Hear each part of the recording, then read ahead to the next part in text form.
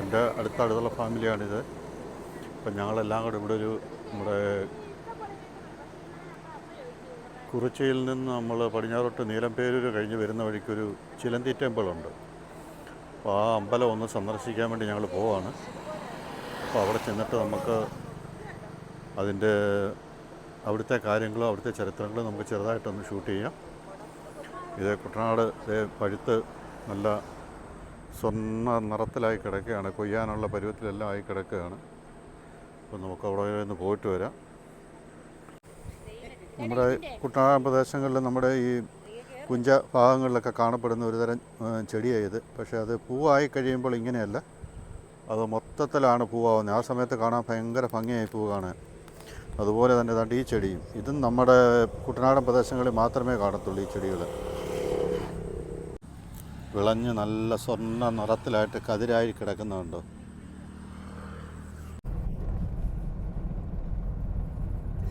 നമ്മൾ ക്ഷേത്രത്തിലേക്ക് പോവുക. ക്ഷേത്രം അടച്ചിട്ടുണ്ടോ ഇല്ല എന്നുള്ളത് നമുക്കറിയത്തില്ല. അപ്പോൾ ഞങ്ങൾ ക്ഷേത്രം അടുക്കാറായി. അപ്പം അതുകൊണ്ട് നമുക്ക് ബാക്കി അവിടെ ചെന്ന് കാണാം. ഈ ഇരിക്കുന്ന കുരങ്ങൻ കണ്ടോ? ഇതായി ഇരിക്കുന്ന ആളെ കണ്ടോ? ഇവിടെ ഉള്ളതാണോ? കണ്ടില്ലല്ലേ? ഇവിടെ ഉള്ളതാണോ ഈ കുരങ്ങൻ? വരുന്നതല്ലേ?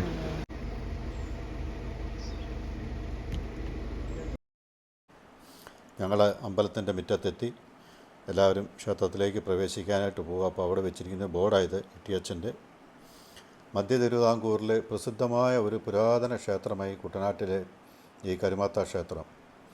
ഈ ക്ഷേത്രത്തിൻ്റെ പ്രത്യേകത ചിലന്തി, സർപ്പം തുടങ്ങിയ വിഷസംബന്ധമായ അസുഖങ്ങൾക്ക് പ്രസിദ്ധമായത്. അതിവിടെ വന്നിട്ടുള്ള ഓരോരുത്തരുടെ അനുഭവങ്ങൾ കേൾക്കുമ്പോൾ നമുക്കത് മനസ്സിലാവും. അത്ഭുത സിദ്ധിയുടെ ഒരു ലോകം തന്നെയാണ് ഈ ക്ഷേത്രാങ്കണവും സർപ്പക്കാവും. കരുമാത്രയിൽ ജീവിച്ചിരുന്ന ഒരു മഹാമാന്ത്രികനും മഹാദേവൻ്റെ അവതാര പുരുഷനുമായ കരുമാത്ര ഇട്ടിയച്ചൻ്റെയും അമ്മയുടെയും അത്ഭുത അനുഗ്രഹമാണ് നമുക്കിവിടെ കിട്ടുന്നത്. ക്ഷേത്രം സംബന്ധിച്ച് കഴിഞ്ഞ തലമുറയിലെ മുതിർന്നവർ കൈമാറി വന്നിട്ടുള്ള ഐതിഹ്യം മാത്രമേ നമുക്കിവിടെ അറിയാൻ സാധിക്കുന്നുള്ളൂ. കാരണം ക്ഷേത്രത്തിന് അത്രമാത്രം പഴക്കമുണ്ടെന്നാണ്. ഭഗവാൻ സ്വയം അപ്രത്യക്ഷനാകുന്നതിന് മുമ്പ് തൻ്റെ ആശ്രമന്മാരായ ഭക്തർക്ക് അമൂല്യങ്ങളായ ഗ്രന്ഥങ്ങൾ കൈമാറിയതായിട്ടാണ് ഇവിടെ പറയപ്പെടുന്നത്. വിഗ്രഹാരാധന ഇല്ലാത്ത അപൂർവ ക്ഷേത്രങ്ങൾ നമ്മുടെ കേരളത്തിലുണ്ട്. അതിലൊരു ക്ഷേത്രമാണിത്. ക്ഷേത്രത്തിൻ്റെ പഴക്കത്തെപ്പറ്റി വിവിധ കേന്ദ്രങ്ങളിൽ നിന്നും പഠനം നടത്തി നോക്കിയെങ്കിലും കറക്റ്റായിട്ടുള്ള അതിൻ്റെ പഴക്കം കണക്കാക്കപ്പെട്ടിട്ടില്ല. പിന്നെ നൂറ്റാണ്ടുകളുടെ പഴക്കം എന്ന് മാത്രമേ എല്ലാവരും പറയുന്നുള്ളൂ. അത്രമാത്രം പഴക്കം ഈ ക്ഷേത്രത്തിനുണ്ടെന്നാണ്. മഹാമാന്ത്രികനായ ഇട്ടിയച്ചൻ നാഗരാജാവിനെയും നാഗയക്ഷിയെയും നാടിൻ്റെ രക്ഷയ്ക്കായി കാവൽ നിർത്തിയിരുന്നതായി ഐതിഹ്യത്തിൽ പറയുന്നു. മഹാദേവൻ്റെ അത്ഭുത സിദ്ധി കിട്ടിയ ഇട്ടിയച്ചൻ വാഴയില വെള്ളത്തിൽ വെട്ടിയിട്ട് അതിൽ കയറി നാരായം വെച്ച് തുഴഞ്ഞ് നാടിൻ്റെ കാവൽ ദേവനായി പോരുന്നതായിട്ടാണ് ഇവിടുത്തെ പഴമക്കാർ പറയുന്നതും ഐതിഹ്യങ്ങളും. ഇട്ടിയച്ചനും അമ്മയും പിന്നീട് സ്വയം അപ്രത്യക്ഷരായതായിട്ടാണ് ഐതിഹ്യത്തിൽ പറയുന്നത്. നമുക്കപ്പോൾ ഇവിടുത്തെ ഈ ക്ഷേത്രത്തെപ്പറ്റിയുള്ള ഒരു വലിയൊരു പ്രശസ്തി എന്ന് പറഞ്ഞു കഴിഞ്ഞാൽ, നമ്മുടെ കേരളത്തിലെ ഏറ്റവും പ്രശസ്തരായ ഗജരാജാക്കന്മാർ അവർക്ക് ത്വക്ക് സംബന്ധമായിട്ടും ഉദര സംബന്ധമായിട്ടും ഉണ്ടായ പല പ്രശ്നങ്ങളും പല രീതിയിലും ചികിത്സിച്ചിട്ടും ഭേദമാവാതെ വന്ന സമയത്ത് ഇവിടുത്തെ ഇട്ടിയച്ചൻ്റെയും അമ്മയുടെയും അനുഗ്രഹത്തിനായിട്ട് അവരെ ഇവിടുന്ന് കദളിപ്പഴവും നിവേദ്യവും എല്ലാം വാങ്ങിക്കൊണ്ടുപോയി കൊടുത്തതിന് ശേഷം അവരുടെ അസുഖം പൂർണ്ണമായതിനു ശേഷം അവരെ ഇവിടെല്ലാം കൊണ്ടുവന്ന് ദേവൻ്റെ നടയിലും ദേവിയുടെ നടയിലും ഇരുത്തിയിരുന്നതായി ഈ കഴിഞ്ഞ കാലം വരെയുള്ള അനുഭവങ്ങളാണ്. അപ്പോൾ ഏതൊക്കെ ഗജവീരന്മാരാണ് ഈ ഇട്ടിയച്ചൻ്റെയും അമ്മയുടെ അനുഗ്രഹം തേടി ഇവിടെ വന്നതെന്ന് നിങ്ങൾക്കൊന്നറിയണ്ടേ? കേരളത്തിലെ ഗജവീരന്മാരായിട്ടുള്ള ഗജരാജ പ്രജാപതിയായിരുന്ന പാമ്പാടി രാജൻ, പാമ്പാടി സുന്ദരൻ, നായരമ്പലം രാജശേഖരൻ, കിരൺ നാരായണൻകുട്ടി, ചൈത്രം അച്ചു, സൗമ്യശ്രേഷ്ഠന്മാരായി അറിയപ്പെടുന്ന മൗട്ടത്ത് രാജേന്ദ്രൻ, കാഞ്ഞിരക്കാട്ട് ശേഖരൻ, ശിവകാശി കണ്ണൻ, ശിവകാശി കൃഷ്ണ, തടത്താവിള രാജശേഖരൻ, കറുകച്ചാൽ ഗണപതി, തോട്ടക്കാട്ട് കണ്ണൻ, ശ്രീവിജയൻ കാർത്തികേയൻ, ഈ ഗജവീരന്മാരാണ് ഇവിടെ വന്ന് അമ്മയുടെയും അച്ഛൻ്റെയും അനുഗ്രഹം തേടിയത്. ഈ താമരക്കുളം കണ്ടില്ലേ? ഈ താമരക്കുളത്തിലെ ഈ പൂവ് പറിച്ചാണ് എല്ലാ ദിവസവും അമ്മയ്ക്കും അച്ഛനും നിവേദിക്കുന്നത്. അത്ര പവിത്രമായിട്ടാണ് ഈ താമരക്കുളം സൂക്ഷിച്ചിരിക്കുന്നതും പരിപാലിച്ചിരിക്കുന്നതും. ഇതിലോട്ട് ആരും ഇറങ്ങുകയോ കാല് കഴുകുകയോ ഒന്നും ചെയ്യാറില്ല. എല്ലാവരും അതിൻ്റെ അടുത്ത് വന്നു എന്ന് കണ്ട് തൊഴുത് സായുജ്യം അടങ്ങി പോവുക ചെയ്യുന്നത്. ഇതവിടുത്തെ നമ്മുടെ അധികാരിയുടെ ഒരു വീടാണ്. ഈ ക്ഷേത്രത്തിൽ ഇപ്പോൾ എത്തിയിരിക്കുന്ന ഒരു ഭക്തയെ കാണാം. അവരെവിടുന്ന് വന്നതാണെന്ന് നമുക്കൊന്ന് ചോദിച്ചറിയാം. കാരണം അവരുടെ അനുഭവം നമുക്കൊന്ന് പങ്കുവയ്ക്കാം.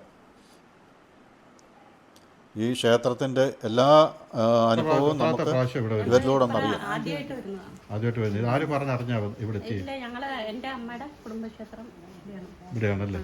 അങ്ങനെ നമ്മുടെ ബന്ധുക്കൾ പറഞ്ഞറിഞ്ഞ് വന്നതല്ലേ? അല്ല, ഞങ്ങളിവിടെ എൻ്റെ ചെറുപ്പം മുതൽ ഞാൻ വരാറുണ്ട്. അന്നത്തെ കാലത്തൊക്കെ ഇവിടെ വരാറുണ്ട്.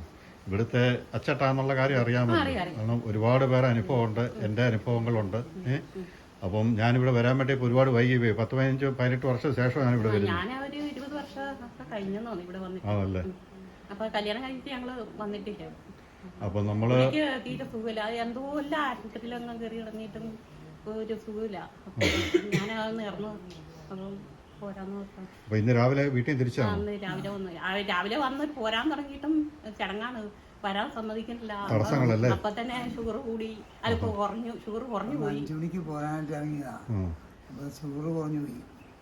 അപ്പൊ എല്ലാം തടസ്സങ്ങൾ വരുമോ? തടസ്സങ്ങൾ ഭയങ്കര തടസ്സങ്ങളാണ്. എന്ത് ചെയ്ത് ഞങ്ങക്ക് ഒരു രക്ഷയില്ല. ഞങ്ങൾ അങ്ങ് ആകെ അങ്ങോട്ട് തകർന്ന് പരിപ്പണമായിരിക്കുകയാണ്. അതെല്ലാം മാറും. അച്ഛനോട് ഇവിടെ എനിക്ക് വിശ്വാസമുണ്ട്. അച്ഛനോട് അത് നല്ല മനസ്സിൽ മുട്ടി പ്രാർത്ഥിക്കുക. 100% മാറും. കാരണം ഒരുപാട് പേരെ അനുഭവങ്ങളുള്ളതാണ് ഇവിടെ. അവിടെ നമ്മളിവിടെ തേടി എത്തും. അതായിട്ട് വരും നമുക്ക്. അതാ നമുക്ക് ഇവിടെ എത്താതിരിക്കാൻ വേണ്ടി നമുക്ക് പിന്നെ തടസ്സങ്ങൾ വരുന്നത്. എത്താതിരിക്കാൻ വേണ്ടിയിട്ടാണ്. ഇന്ന് രാവിലെ കുളിച്ച് കയറി വന്നപ്പോഴത്തേനും പിന്നെ പുള്ളി ഒന്നും മിണ്ടുന്നില്ല. അക്ഷരം പോലും മിണ്ടുന്നില്ല. ഇങ്ങനെ ഇരിക്കുകയാണ്. അപ്പൊ ഞാൻ ചോദിച്ചത് എന്തേ മിണ്ടാത്ത എന്റെന്ന് ചോദിച്ചിട്ട് ഒന്നും ഒരു അനക്കമില്ല. അത് കഴിഞ്ഞ് പിന്നെ ഞങ്ങള് പക്ഷെ വിളിച്ചപ്പോൾ തന്നെ ആശുപത്രി കൊണ്ടുപോയി നോക്കിയപ്പോഴത്തേനും ഷുഗർ കുറഞ്ഞു വരും. അവര് പറയും പഞ്ചസാര കൊടുക്കാൻ പറഞ്ഞു. പഞ്ചസാര കൊടുത്തു. നിങ്ങളുടെ അനുഭവത്തിൽ നിന്നാണ് ഇനി നിങ്ങളുടെ ഭാഗങ്ങളിലുള്ള എല്ലാവർക്കും ഈ ക്ഷേത്രത്തെ പറ്റി പറഞ്ഞു കൊടുക്കാനും അച്ഛൻ്റെ അനുഗ്രഹം എല്ലാവർക്കും കിട്ടാൻ വേണ്ടിയിട്ടും. അപ്പോൾ ഇങ്ങനെ ഒരു അറിവ് നമുക്ക് പങ്കുവെച്ച് തന്നതിന് നമസ്കാരം, നന്ദി. അപ്പോൾ നമ്മുടെ ഈ ക്ഷേത്രത്തെ പറ്റിയുള്ള ഒരു ചെറിയൊരു വിവരണം തരാമോ? ഒന്ന് പറഞ്ഞേക്കാമോ? തീർച്ചയായും. മഹാദേവൻ്റെ അംശാവതാരമായി യോഗീശ്വരനായി ഭഗവാൻ ഇവിടെ അമ്മയോടൊപ്പം ജീവിച്ചിരുന്നു എന്നാണ് ഇത്. ആയിരക്കണക്കിന് വർഷങ്ങൾക്ക് മുൻപ് യോഗീശ്വരനായി ഭഗവാനും ഭഗവാന്റെ അമ്മയും ഇവിടെ തന്നെ ജീവിച്ചിരുന്നു. മാന്ത്രിക ശക്തികളാൽ അഗ്രഗണ്യനായിരുന്നു. സർപ്പദൈവങ്ങളെ നാടിനും രോഗികൾക്കും അഭയമായി സർപ്പദൈവങ്ങളെ വിളിച്ചു വരുത്തി ഭഗവാന് കാവലായി ഇവിടെ പ്രതിഷ്ഠിക്കുന്നുണ്ട്. സർപ്പസാന്നിധ്യം ശക്തമായുള്ള ക്ഷേത്രമെന്നുള്ള നിലയിൽ വിഷസംബന്ധമായ രോഗങ്ങൾ മാറാരോഗങ്ങൾ ബാധിച്ച് വരുന്ന ഭക്തർക്ക് എല്ലാ വിധത്തിലുള്ള വിഷസംബന്ധമായിട്ടുള്ള അസുഖങ്ങളും സർപ്പസംബന്ധമായ ദോഷങ്ങൾക്കുമാണ് ഏറ്റവും കൂടുതൽ ഇവിടെ രോഗികളായിട്ടുള്ള ആളുകൾ കൂടി എത്തുന്നത്. ഭഗവാൻ മാന്ത്രിക ശക്തികളാൽ കാർഷിക വൃത്തികൾക്കും, കുട്ടനാട് കാർഷിക പ്രദേശമാണ്, തൂശനില വെട്ടിയിട്ട് നാരായ കൊണ്ട് തുഴഞ്ഞ് ഭഗവാൻ ഈ പ്രദേശങ്ങളായി എല്ലാം സഞ്ചരിച്ചിരുന്നതായും ആ കടന്നുപോയ വഴികളിലെ കാർഷിക വൃത്തികളും പിന്നീട് വന്ന കാർഷിക സ്ഥലങ്ങളിലെ കാർഷിക അഭിവൃദ്ധിക്ക് വേണ്ടി നിരവധി ഭക്തന്മാർ ക്ഷേത്രത്തിലെത്തി പ്രാർത്ഥന നടത്തി അവിടെ കാര്യം സാധിക്കുന്നു. രോഗികളായി വിവിധ ഹോസ്പിറ്റലിലെ ചികിത്സകളൊക്കെ കഴിഞ്ഞിട്ടും മാറാ രോഗികളായി വന്ന ത്വക്ക് സംബന്ധമായ രോഗവും സർപ്പസംബന്ധമായ രോഗവും പാമ്പ് കടിച്ച് വന്നിട്ടുള്ള ആളുകൾ അടക്കമുള്ളവരുടെ രോഗങ്ങളുമൊക്കെ അത് മാറാതെ വരുമ്പോൾ ഭഗവാനിൽ അഭയം പ്രാപിക്കുകയും ഇവിടെ നിന്ന് തീർത്ഥവും ഭസ്മവും ഭഗവാന്റെ നടയിൽ നേദിക്കുന്ന തീർത്ഥവും ഭസ്മവും ഭക്തർക്ക് നൽകുകയും വെളുപ്പിനെ 5 മണിക്ക് നട തുറന്ന് നേദിക്കുന്ന കദളിപ്പഴം ഉള്ളിലേക്ക് സേവിക്കാനും നൽകും.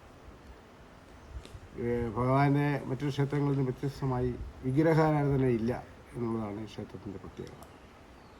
ഏത് ജാതിയിൽപ്പെട്ട ഏത് മതത്തിൽപ്പെട്ട ആളുകൾക്കും ഭക്തർക്കും ഇവിടെ പ്രവേശനമുണ്ട്. അതോടൊപ്പം തന്നെ അറിവ് വെച്ച കാലം മുതൽ തന്നെ ഏത് വേഷവിധാനം ഉപയോഗിച്ചുകൊണ്ടും ക്ഷേത്രത്തിൽ പ്രവേശിക്കാം, അതിന് നിയന്ത്രണങ്ങളൊന്നുമില്ല. ഭഗവാൻ ഉപയോഗിച്ചിരുന്ന ഉടവാളും പീഠങ്ങളും അതുകൊണ്ട് മെതിയടി അടക്കമുള്ള അക്കാലത്ത് ഉപയോഗിച്ചിരുന്ന ആയുധങ്ങളുമൊക്കെ ഭഗവാന്റെ നടയിൽ വെച്ച് പൂജ നടത്തുന്നു. അതാണ് ദീപാരാധനയോടുകൂടി രാവിലെയും വൈകുന്നേരവും ദീപാരാധന നടത്തുന്നത്. ഞങ്ങളുടെ വീഡിയോ ഇവിടെ പൂർണ്ണമാകുന്നു.